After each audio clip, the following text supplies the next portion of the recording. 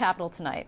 So this week, Attorney General Andrew Cuomo netted another Albany power player in his pension fund probe, while Governor-elect Andrew Cuomo gained some powerful allies in the budget battle that lies ahead. And here to break down those stories and, of course, much more, who else but the reporters of the Roundtable. We like to refer to them as the best in print because they are really kind enough to join us each Friday. This evening, Casey Seiler is here. He's the state editor of the Albany Times-Union, and beside him is Jimmy Vielkind. He is a political reporter and blogger extraordinaire for that paper. And across the table, all by his lonesome, is Nick Reisman. He's a political reporter for the Gannett News Service. Thank you very much for your time, everybody, as always. So let us start with you, since you're over there by yourself. The unions and Andrew Cuomo, this relationship is becoming more complicated, as it turns out. That's right. You know, Andrew Cuomo has made a big point during his campaign when he was running for governor that the public employee unions are going to have to share in some of the pain. It turns out that that is not necessarily the case for the private employee unions, who are going to be kind of working with Andrew Cuomo, it turns out, to maybe get some concessions from the public employee unions, and in addition also work with the business community to make the state a little bit more business friendly.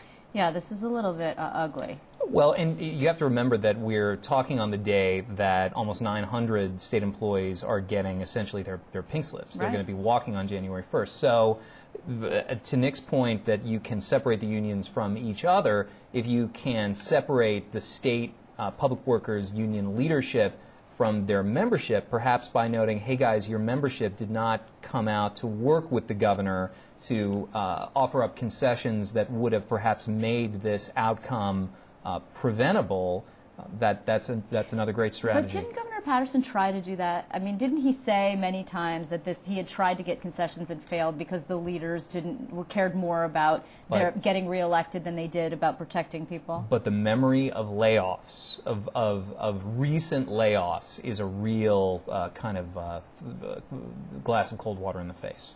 Jimmy? This has been a long time in coming. Remember, we saw Cuomo with the AFL-CIO endorsement. Was he going to get it? Was he going to make it? And that all the member organizations have to sign off on that. Cuomo and the Working Families Party, which is a very strong labor-backed organization. Was he going to get their line? Would he accept their line? And eventually what he said was, I will lead the party if you basically conform to me. Right. And but they're very liberal, and he has a more fiscally conservative message that has elements that they don't like. Right, he's the new Democrat. Right. Right. And so we've seen this brewing for quite some time, and he is always raging against these ethereal special interest groups, which if you really press him, he'll occasionally slip, and he'll say, oh, what I really mean are the Teachers Union, 1199, which is the healthcare workers union, CSEA, and PEF, which represent the state workers. So he sees these people as the enemy. We've had probably 2 years or more of them playing the role of the bad guy with Governor Patterson. So they're already, I believe, have seen their standing slip a little bit. And if you look at the polling on this, the support, or rather the opposition to public employee layoffs has slipped over And Andrew time. Cuomo, the candidate, has been very careful to differentiate between the public employee unions and the private sector employee unions. So, you know, I think it's going to be coming into relief when Governor Cuomo takes office, certainly. Well, actually, though, isn't it true, though, that historically the private sector unions are more conservative, generally speaking, than the public sector unions? And so I don't think that the trades, who we're talking about here, really have any problem at all with a property tax cap. I mean, what do they care? What they care is jobs and getting people back to work and cutting labor agreements with state construction They care about having projects. a sustainable state economy. Right. I mean, that's the only thing that's going to get the private sector unions working against. Right, but at the same time, contractor unions love one thing above all else: public building. They love it when the public builds stuff because their members are the ones who build things. So I think that this is only going to be a relationship that lasts so long before, if Cuomo extends the austerity to capital construction measures, then he may see this coalition slip apart. I don't think he will, because it's important to keep building, to build the state out of its recession. Certainly, right? and we have a backlog. We have a and big backlog of transportation projects, no doubt. There's the Second Avenue subway. We're talking about extending the number 7 line to New Jersey. High-speed rail. But do we have the money? There's a finite pot of money. It could run out, and so when do you when do you make the switch from we can't give the public employees union raises to, look, I know we need to rebuild the Tappan Zee Bridge, but we can't afford it? I don't know. We're going to see. That We'll first budget is going to be so fascinating. Yeah. You know, the other thing that we saw this week, which was fascinating, was all these bold-faced names of people going down not just to corruption, actually, one person to misdemeanor assault charges. So let us start with you and our friend, Mr. Vincent Leibel. Well, former Senator Vincent Leibel. Abruptly former Senator. Abruptly former Senator Vincent Leibel pleaded guilty to federal felony corruption charges on Monday. And he has not been seen since. And since we've learned so much about what's been going on with Senator Leibel, certainly it kind of paints this picture of somebody who was not too well known in Albany in terms of some of the obstruction of justice charges that he was accused of, but also just the work he's been doing in Putnam County with. He was thrown in by a friend, as it turns out, right? Yeah, a friend who was apparently wearing a wire as well. Yeah, no kind of friend, friend. A friend who he shook down. Right. Friend's defense. who he shook down for legal fees. Basically, the friend was an attorney who did work for his nonprofit, and Leibel said, hey, that bill they owe you, I can get it paid off, but you're going to have to kick me back half the bill, which is not something friends do to Not each very other. friendly, that's true. What was amazing to me was how surprised everyone was here. Yeah. I mean, we had Republicans, we had Democrats, we had people come in and say, I never would have thunk it. He was very unassuming. Yeah, it's true. Surprising for people in Albany, maybe not surprising for people in Putnam County, where Vinnie Leibel was somebody who was part of the power structure in Putnam County government, a very small power structure for a very small county.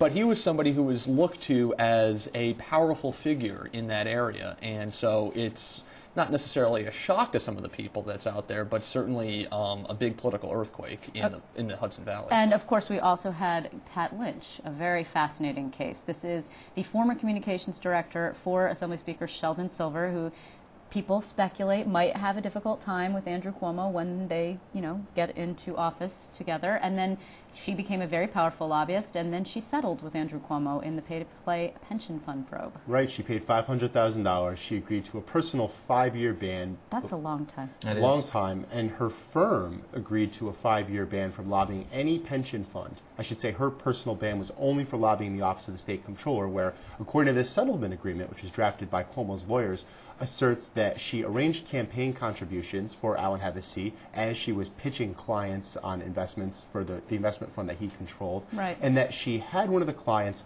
hire, let me get this right, the daughter of Peggy Lipton, the Mod Squad actress, who was dating Jack Chartier, who was the chief of staff to Alan Hevesi, yeah, I know. the former comptroller who was like a bad guilty reality of felony TV charges. show. Yeah. And actually, and the father of that daughter is Quincy Jones, if I'm not mistaken. Right. So it is a bad reality TV show. So that means you can get from Sheldon Silver to Michael Jackson in only 3 moves. 6 degrees of separation. Yes, exactly. But really, what's the political implication here vis-a-vis Andrew Cuomo and Sheldon Silver?